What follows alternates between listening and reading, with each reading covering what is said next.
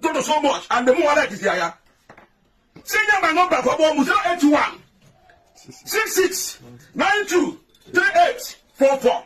Oh, my number they had direct. Ebuka Obi opportunity every day man na church aguna. Opportunity man don't be preaching at church.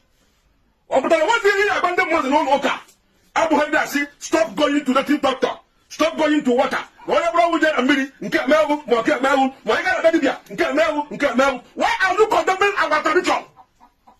Ebuka Obi dey that condemn our tradition. Ku a. Dey no te. Ko lo ri Ebuka Obi bu.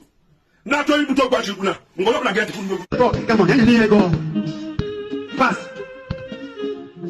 Put this money in your business. I was follow again. Anybody taking you to river is destroying your